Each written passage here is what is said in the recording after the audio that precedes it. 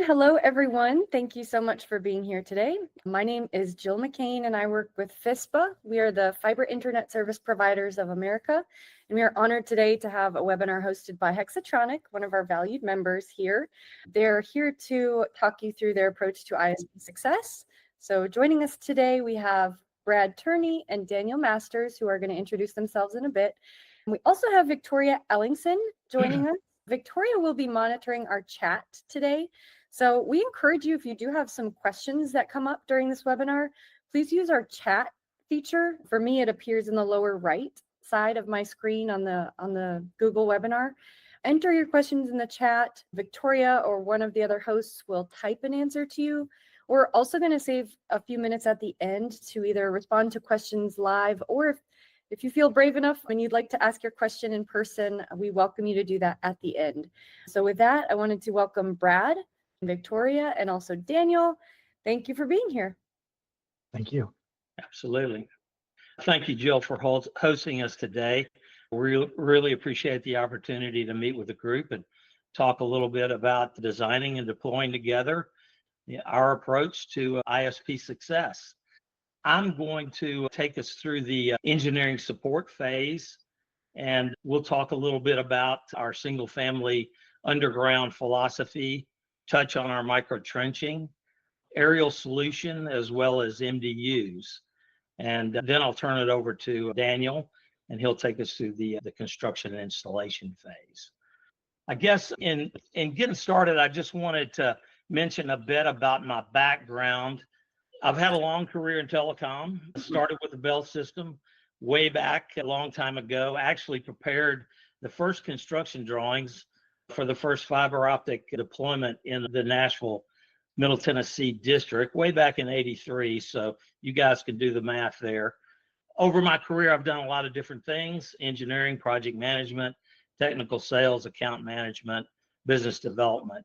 But all of it through the years has related to outside plant engineering and the access portion of the network.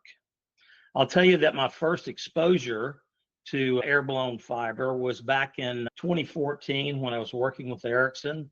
And we were, as a part of their fiber services group, we were introducing microduct and fiber to the home via air-blown fiber to the US market back in those days.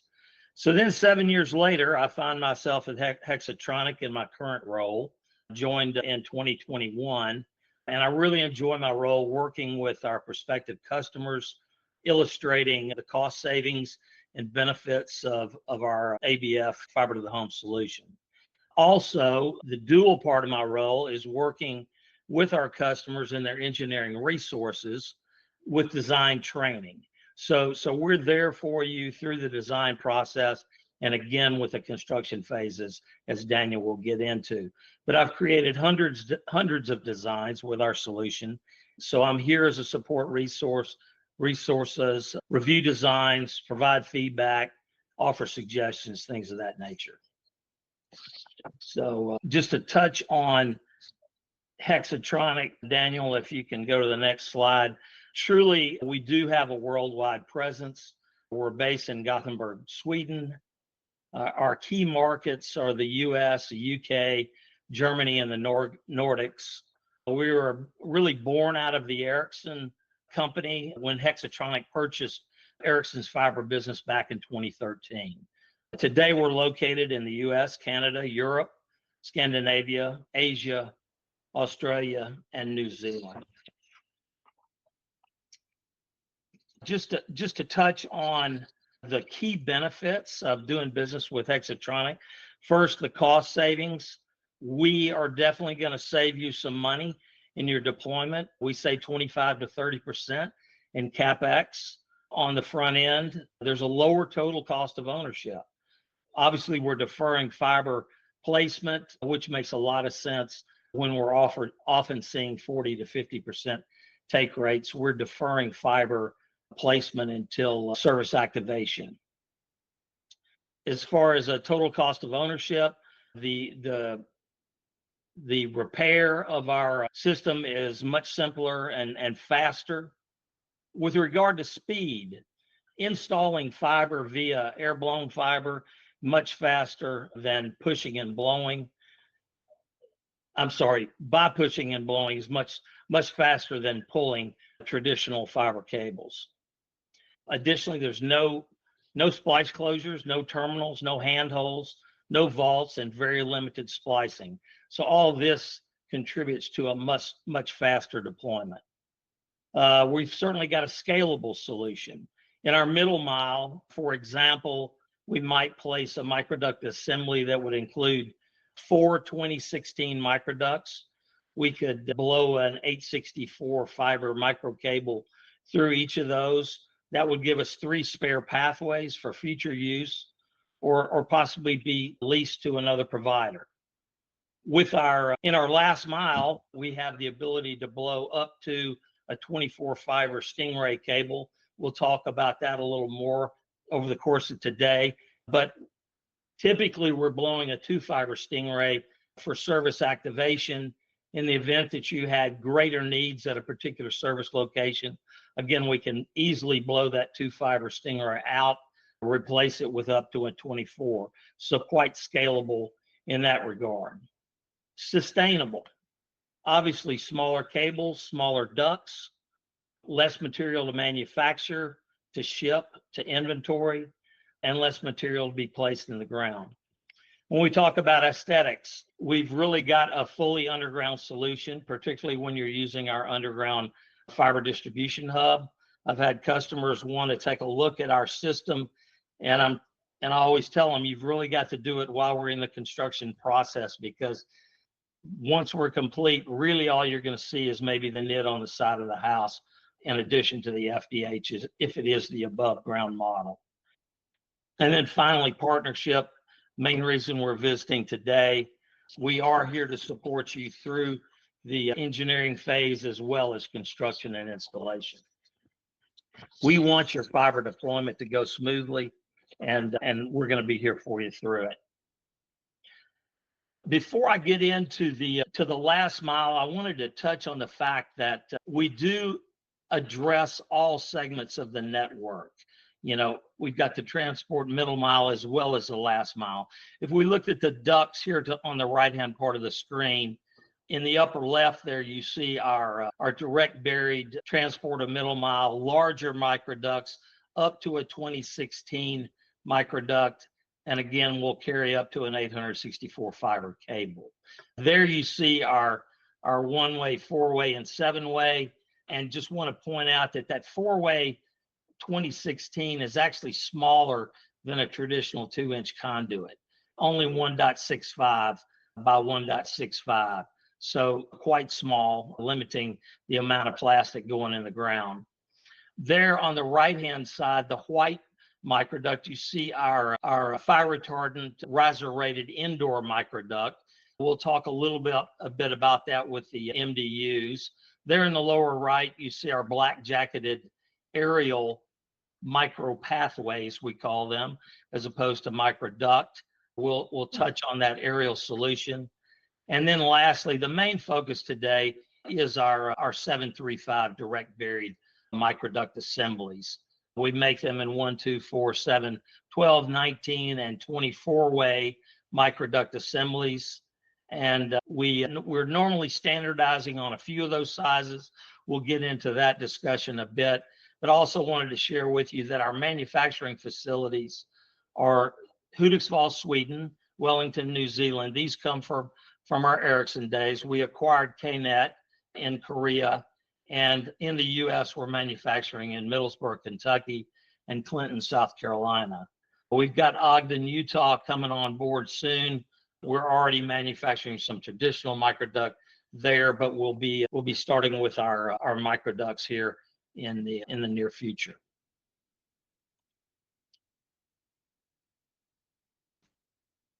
I see Roger Vaughn's on the call today. He's our VP of Engineering, and he and I have talked about how our Stingray fiber is our secret sauce. I'm a big fan of this capability that we have. It's really the key element that allows us to deploy in the last mile in the manner that we do. You see that Stingray fiber pictured there against our 2-way 735 microduct. as well as just a standard writing pencil. You can see how just how small that Stingray fiber is. Our 2-fiber Stingray is essentially our service drop that we place from the FDH all the way to the customer premise, and we have the ability to blow that at least a kilometer in that 735 duct. And we can blow that through 9 90-degree bends. Obviously, these are sweep 90s, but the point being, this is quite liberal in the pathway that you can construct and still successfully blow that 2-fiber Stingray. The 12-fiber carries the same engineering guidelines, at least a kilometer. We use this 12-fiber Stingray primarily as a feeder to light up the splitters in our fiber distribution hubs as we deploy that last mile within a subdivision. We also have a 24-fiber Stingray, and we can blow that at least up to 500 meters. So we're talking about 1,1700 feet, and no problem to blow that 24-fiber Stingray. It might be used in a larger subdivision where we might be daisy chaining, maybe 5 to 8 fiber distribution hubs. Here you see pictured there our air-blown fiber tool. ABF is a bit of a misnomer, as most of you probably know, that we're actually pushing fiber with air assist, but that is our tool that we do that with here at Hexatronic. So here's a little diagram that depicts how we deploy in the last mile. Here you see our street cabinet that supports 96 customers. I mentioned here that this is Hexatronic's thick-walled 735 microduct network system. This is one of the great improvements that was made to this solution since I was first exposed to it back in 2014. At that time, we were deploying with a outside diameter of 5 millimeter. We've increased that to 7 millimeter outside diameter, 3.5 millimeter inside. So that microduct itself is very robust, as are the connectors that we use to construct the system. What we see pictured here, coming out of that 96 port street cabinet, is a 24-way microduct assembly that has 24 of these 735 microducts. It's enclosed in an orange outer sheath and contains a tracer wire. The orange outer sheath is not particularly robust. Its main function is to hold those 24 microducts in place. So to deploy our system, we advance down the street with our 24-way microduct assembly. Most of our customers are deploying with horizontal directional drilling, although certainly open trench, we have micro trenching solutions as well that we'll talk about. But our typical solution would be to create a duct access point that you see pictured here. And that just involves a window cut in that outer sheath. At that point, we'll select the assigned microducts at that location. You see pictured here, we're pulling out 2 microducts, taking them over to a Toby box. This is simply our word for a yard chamber, flower pot.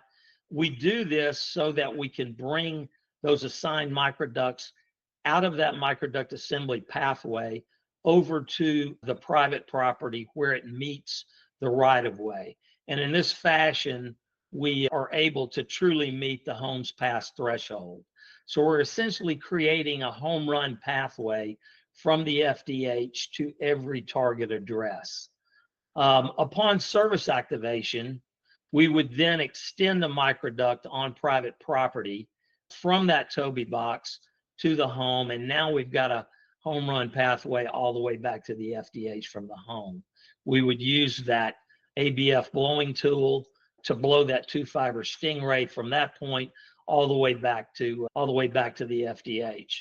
I would tell you that Toby box is not a critical piece of the network. It's really just a placeholder to land that assigned microduct, get it out of the microduct assembly pathway and out of the public right-of-way for use upon service activation.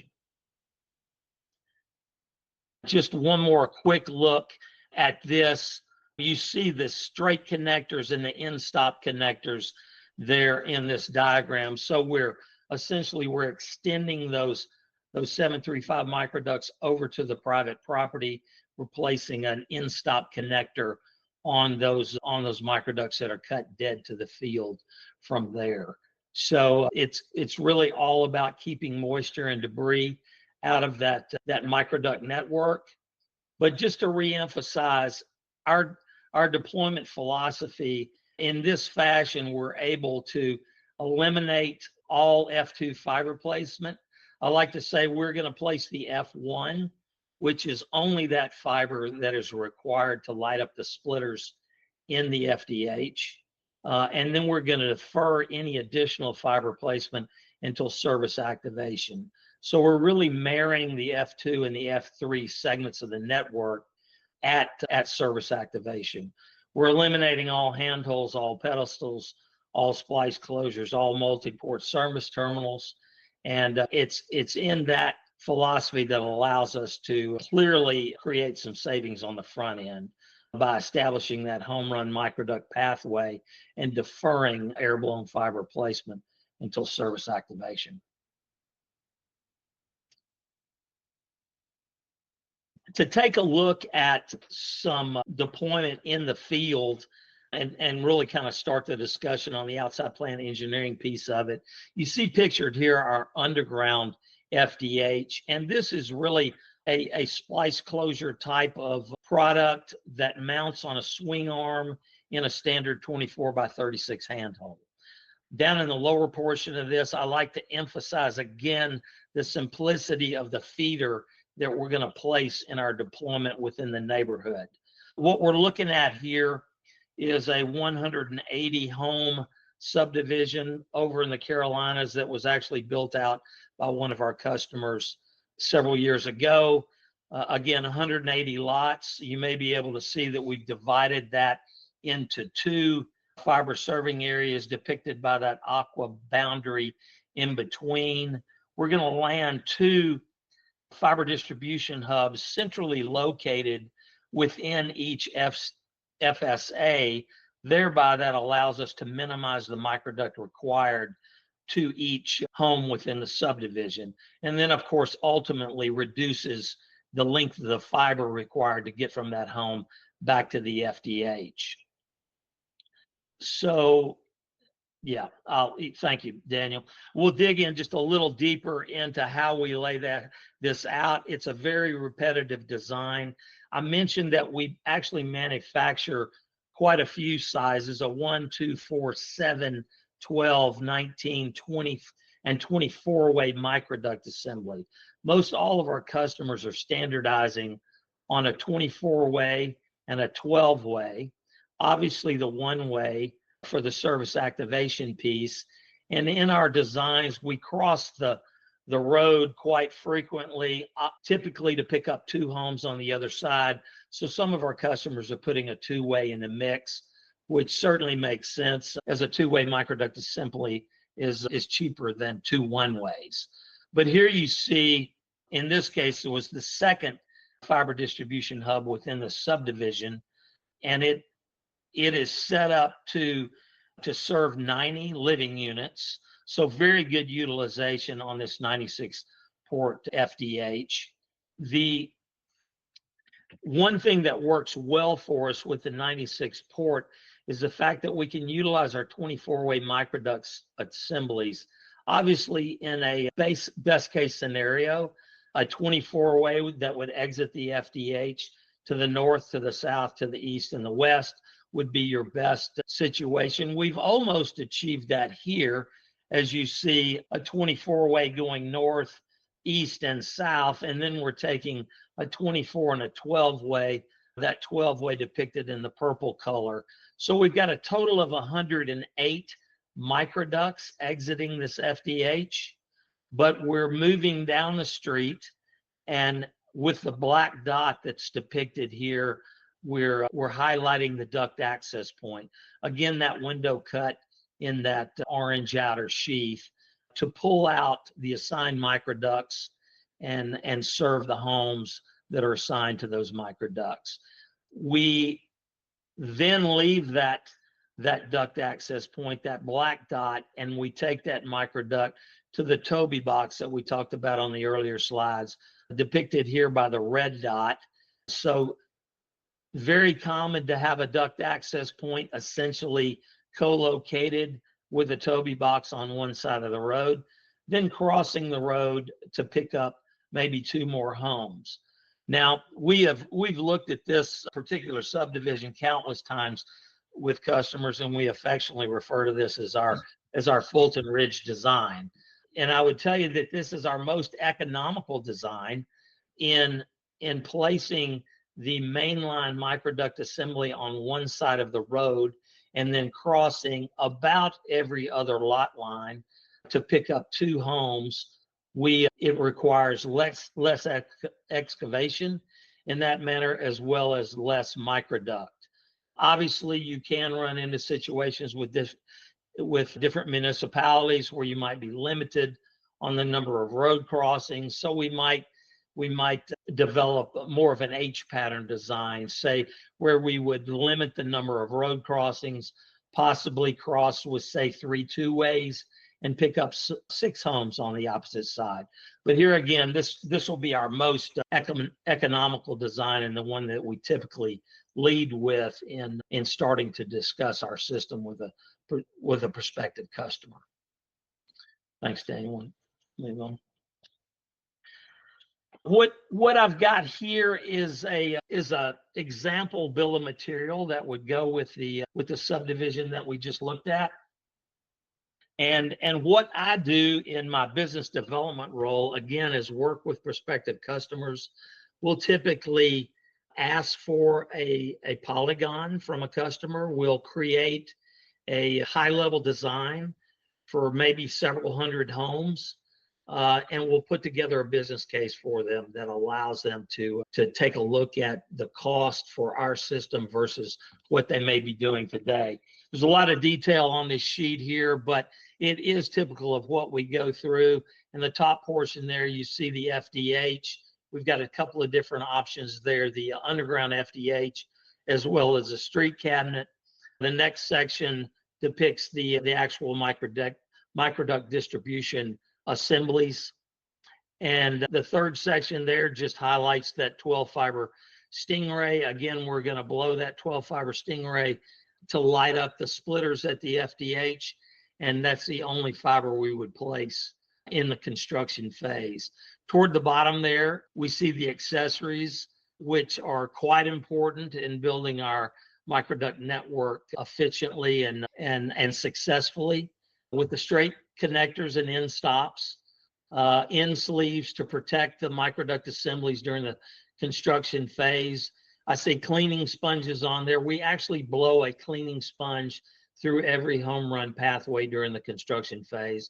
We're looking to ensure that we've got a viable microduct pathway for service activation.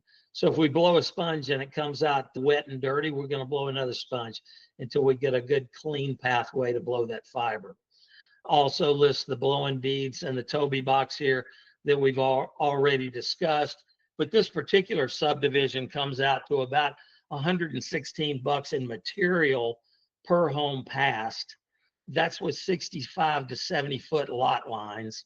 So we see this is quite typical of a lot of our deployments. We do see some obviously that are larger, but the smaller your lot width, the more effective your deployment is going to be. Less material as well as less excavation.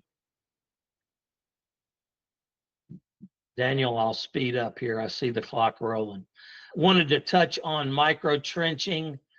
Here you see, if we're in an environment, maybe in some kind of a concrete jungle, we've got issues with the municipality, and they are open to the idea of micro trenching. We do have some different designs that we can talk about.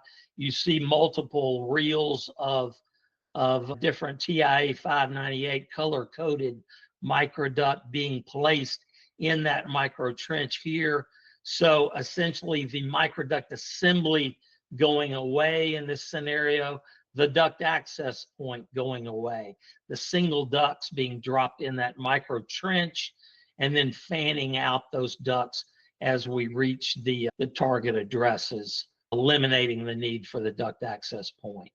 But again, fanning that micro duct over to a Toby box at the private property line.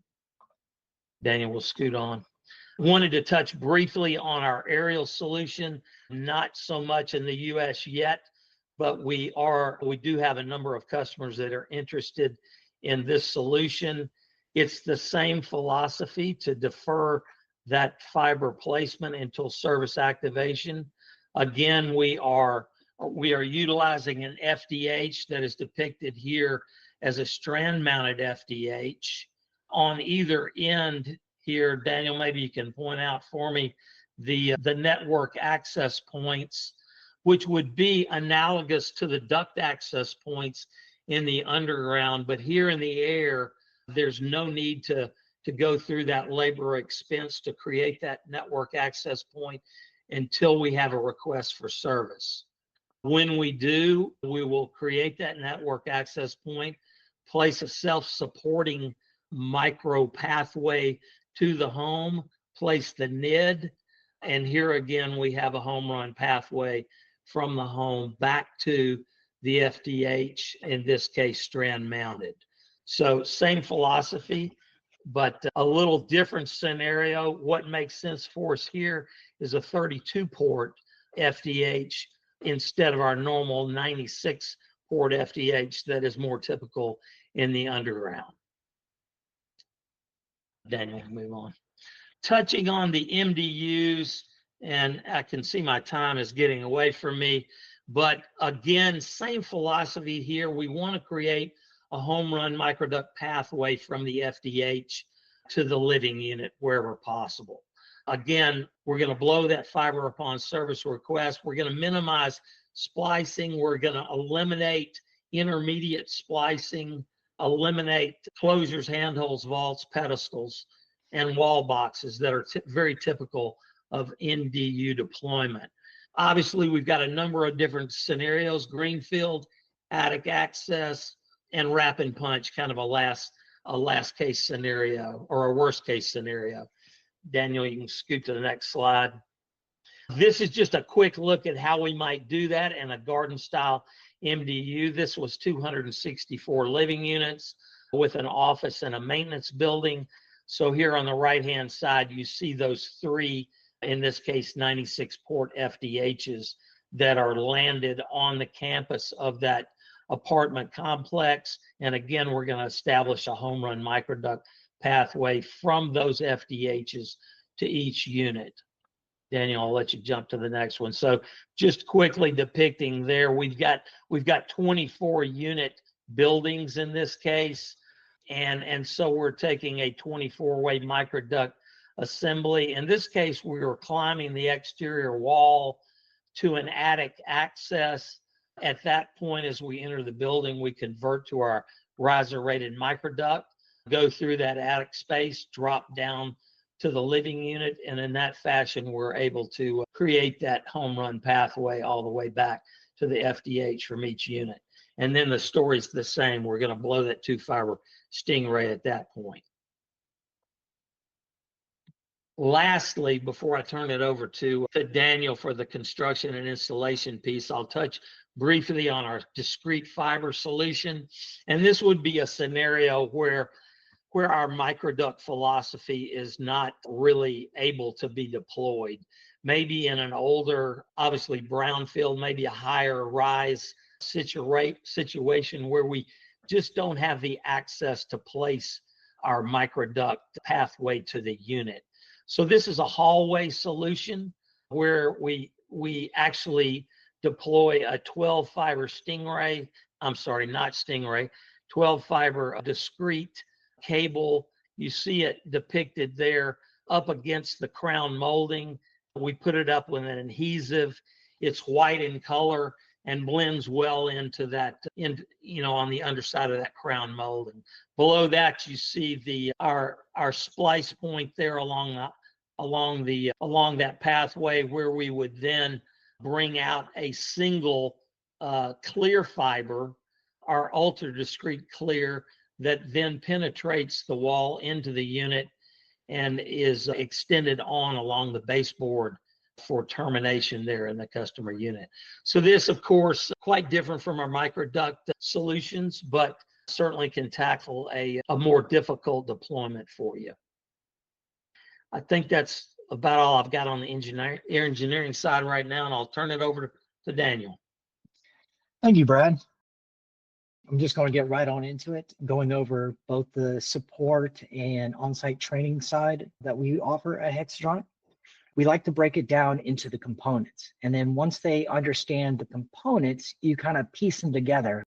So we'll go through, starting at, of course, their fiber distribution hubs, splitters located here. And then typically you'll have like 3 1x32s to get your 96 capacity and drop off 3 fibers from your feed. Then you'll, of course, come out with your multi-duct assemblies, and this is where we teach them on microduct handling, as well as, how to properly seal the ducts during installation practices. We'll teach them how to do those DAPs. Those are those duct access points. That's where you're actually branching off into those Toby boxes, as well as the tooling, the blowing portion, all the accessories. So this is kind of like our simple guideline on the network and how it's laid out. Using the right tool is always important, especially when you're working with microducts and Stingray fiber. Just like anything, if you don't have the right tool or have the right procedure, it's probably not going to end up working correctly. Key things to point out here is like the microduct cutters. Those give a nice clean 90-degree cut on the microducts, so the transition between ducts is nice and smooth, so that fiber doesn't get hung up on some type of burr or any kind of obstructions. That's why we use a duct shaper. So if there is any kind of obstruction in the duct, you can reshape it to that 3.5 millimeter inner diameter to allow that fiber to pass through nice and smooth. So all these components come in a predetermined kit that you can buy from the Light Brigade. Their website's located right there, lightbrigade.com. And, when we go out in the field, we typically expect the contractor to have these on site with them at that time. If they don't, we do have our own with them, but, we assist them in obtaining tools so they can do the job correctly. Briefly here, you got 3 different photos that show as far as the OSP, as far as the outside plant deployment. On your left, you see 2 microduct routes coming together. This is what we call a taper down, matching color to color and, making sure that they have nice clean pathways. So that's a training exercise we were doing there. In the center, you can see as far as a Toby box installation, that's where the 2 drops break off from the duct access point and then get stubbed off at the property line. And then our last picture shows one of our on-site technicians explaining how to read the prints as well as where to set up drilling rigs to be the most efficient. You want to keep everything as continuous as possible, so you reduce the amount of connection points as well as it reduces the amount of material used with those connection points. And so we like to help guide people. We do offer as far as like classroom training, for example, to get people familiar with it before they get dirty. That way they have confidence, so then they don't go into it with reluctance. We also help them with all the FDH installations, all the ones we have to offer as far as our street cabinet, pedestal, and dome closure. This involves, of course, laying the pad, organizing the microducts, as well as installing the fiber, your F1 and F2, and then how to basically maintain that with technicians as services get ordered in the future. Here's some good examples of our duct access points. I know we've shown as far as diagrams and figures, but this is actually in the ground, taken at time of installation. Notice as far as the connection points, your window cut, and then bringing out your single ducts or a 2-way, which will then lead to the Toby box, and then you direct bury over that. So typically a duct access point should take you anywhere from 4 to 6 minutes to actually deploy. So very, very quick branching. We also go through as far as how to float the fiber or push the fiber with our ABF installation tool. In the center, you can see some splicing as well as an OTDR getting their readings on the fiber that they just installed. And then we also teach how to maintain the tool. Out in the field, it can get dirty, things can get broken. So being able to maintain it, understand the tool goes a long way with performance. So a typical deployment, I'm just going to run real quick through it. This is going to be your typical installation method, either through misling or directional drilling. At that time, they'll pull in the microduct assembly. This is the main line that goes through down the main road.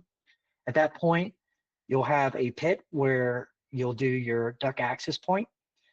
You'll find the two ducts that will be branching off to those two homes. You'll add those straight connectors to that DAP and then bring in your two connecting routes that go to your Toby. You'll add a strain relief here, and that's just to keep the pathways nice and straight as they branch off. You want all your turns to be within the microduct and not actually on the connector itself. And then as you can see, they're capped, plugged up, and then FTH, of course, placed as all the routes are in there. They'll mount the NID. That's going to be actually on the customer home. So you can see that microduct going up the side and then into the NID. And our ABF tool in its case. Now this isn't a drop being blown. This is our 12 fiber being blown from a pedestal back to a splice enclosure. So this was roughly around 250 meters deploying for one of our customers. So you can see as it dispenses from the box in the back. And then as you go along, you want to slowly apply air, and that allows it to float that fiber from A to B. Once it's there, you just take that slitting tool. You'll take your fibers apart. There's an accolade around the fiber itself, sort of like ribbon fiber.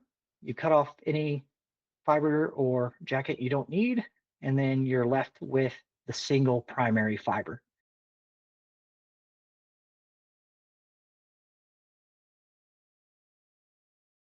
We do have a website that has all data sheets and product information, as well as installation instructions. So I encourage everyone to visit hextronic.com. We also have, as far as multiple YouTube channels. The first one is our main channel. Our Hextronic in the US is primarily for installation instructions. So things that we're deploying in the United States. And then we also have our partner over in the UK that does a lot of the R&D for both our FPHs and customer termination boxes.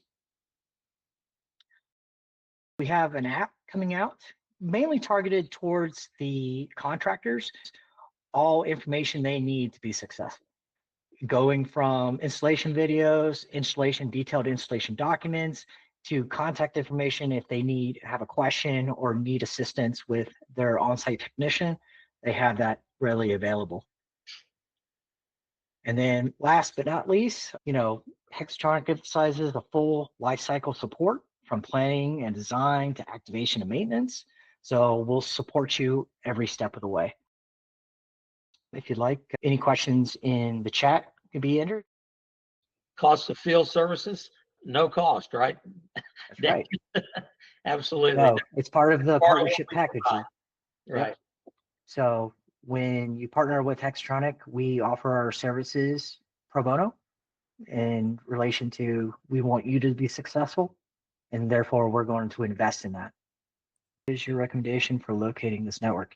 So two ways of going about this. There is a tracer wire located in the microduct assembly, and then in the singles, it's embedded into the outer jacket.